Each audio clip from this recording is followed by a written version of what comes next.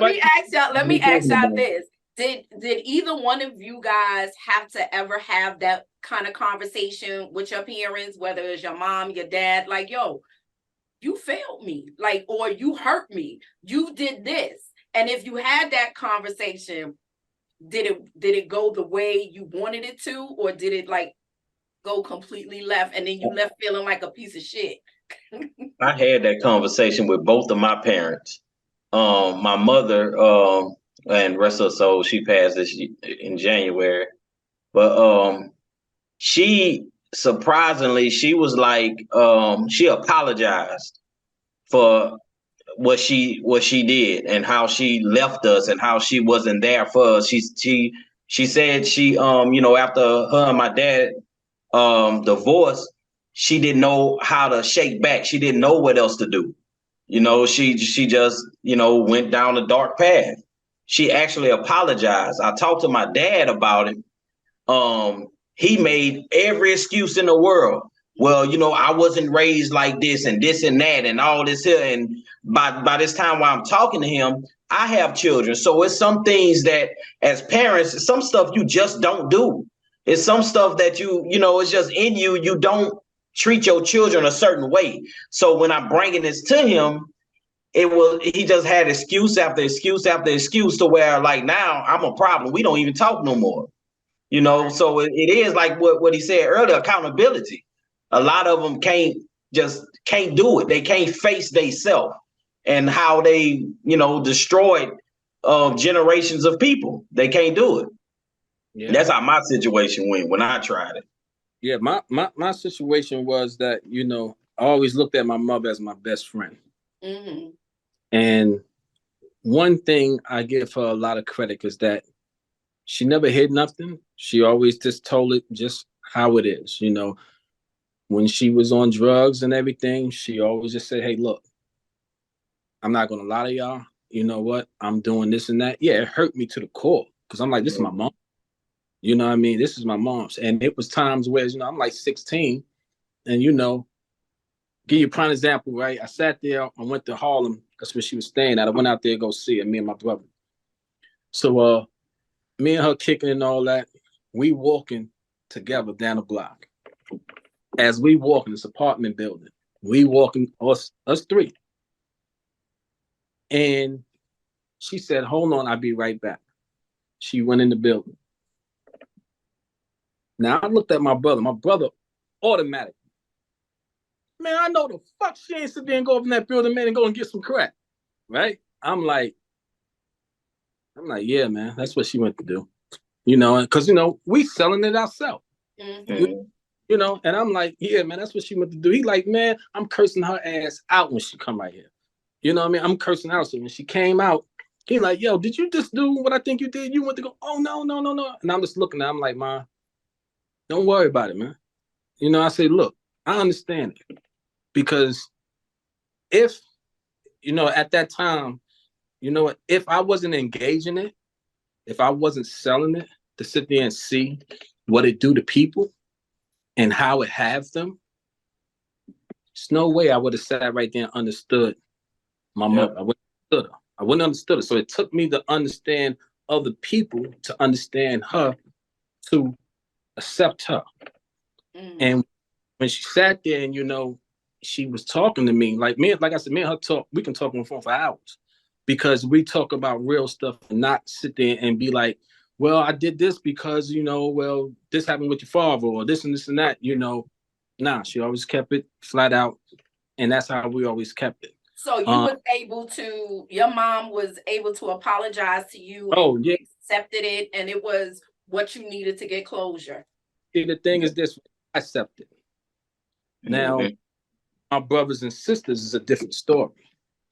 Is because when you're still living in that childhood era mentally, there's things that you don't let out because you want that person. You always want that person to be there.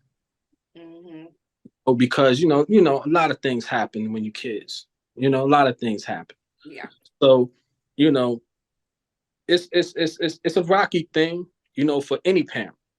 But when you sit there though and you chose not to give your son or your daughter that closure and you just keeping it, it destroys the whole family. You do. It destroys the whole family because what you're going to sit there and do is, guess what? Since you're not giving me my closure, you're not seeing your grandkids. Yeah. No, I don't know why some people hold apologies hostage like that. Like, just give it to us.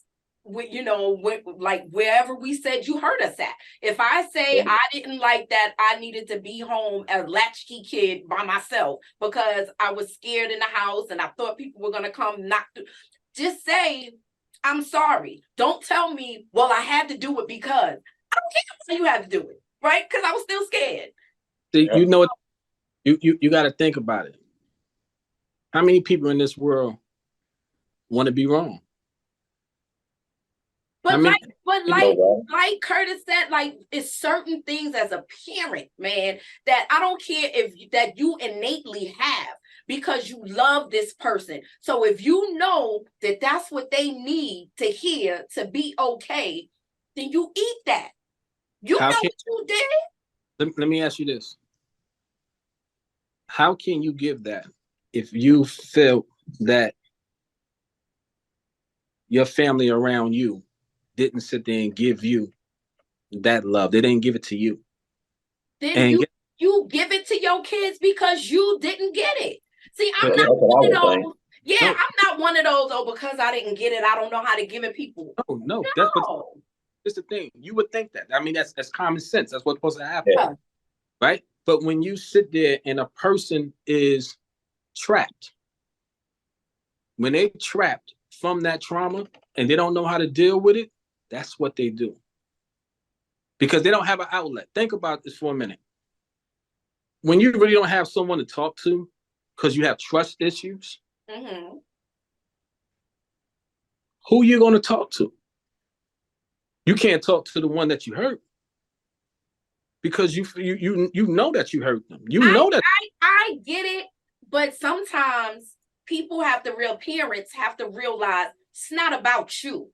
I don't care what you didn't have. I don't care about what you needed. Right now, this life that you brought forth into the world needs this from you. It don't cost you a thing. It is free. You're right, but say, I'm sorry. They don't know how to let go. Because think about it like this, right? And it goes both ways. Because it's not just about the mother or the father, it's the son and daughter as well. Because I'm going to tell you how. Because let's sit there and say, I'm your father, right? You're looking to get closer from me. And I'm giving it to you. I'm telling you I messed up, this and this and that. You know what? I was an alcoholic at the time, this and this and that, this and that. But I'm not giving it to you the way that you want it. I need it. I'm not giving it to you with the passion and this and that. I'm just talking, saying, hey, look, this is what I did. But you looking for the tears. You're the theatrics. Yeah. And I'm not giving that to you because you know what, you know, because I don't know how to show emotions. But I'm trying, and you're not accepting it because it's not coming the way you want it. So if it's not coming the way you want it, you're just going to shut it down, period. Feel like it's not true. Right. So that's why it goes both ways, because two people are destroyed mentally. You destroyed, I'm destroyed. I hate that I did to you because I sat there and seen what I did to you. I see you was doing it to your kids. Did your dad ever try to tell you what you were doing wrong with your kids or give you advice about your kids, or your mom before she apologized to you? Did she ever say anything like, hey, don't do that with the kids, or you need to do this, you know, giving like the grandma or grandpa advice? Did she ever do that to you? No, neither one of my parents ever did. Because I would think that if I had a bad relationship with my parents, or not bad, just that I had hurt, it would piss me off that you can recognize what I'm doing wrong, but you still didn't apologize to me and say like, hey, I'm sorry for this, but you can see all of my faults and what I'm doing with my kids, but you can't recognize what you did to me. That's a problem. Yeah. That's a hypocrite. And I have seen that before. Oh no, that right there runs deep. But you know what's something that I would jump on that every time. Like, but you want to know something? This is why I sit there and say it runs deeper than what you think. It's because you can have jealousy towards your own kids. Now, I've seen that. A lot of parents these days do. Now think about this, right? We're gonna use an example. Like I said, if I'm your father, right? I'm looking to give you the closure. You sit there and you know what? You're not taking it. But your kids, I do everything with them. Mm-hmm. I throw them parties, I take them out, I have them at my house, I do everything. You can get jealous of that because I didn't do that with you. Oh, yeah. I did them. Yep. So doing that with them, you don't know how to turn it off because you're out you and saying, oh, but you can sit there, you know, you're doing this with my kids and that. You ain't do it for me. Why didn't you do these things for me? You see what happens? And that happens. Mothers and fathers that they know that they didn't do right by you, but they try to do it with the kids. And at times, when we in our feelings and we still there, we don't appreciate that they are doing this without. It's just like my mom's. I'm grateful that she is inside of all our kids' lives since they was young to they 20-something years old. That's who they know. They know her as grandma. Our issue could be different, but you know what happens? They will automatically attack us because that's their grandma. Yeah, because their experience is totally different.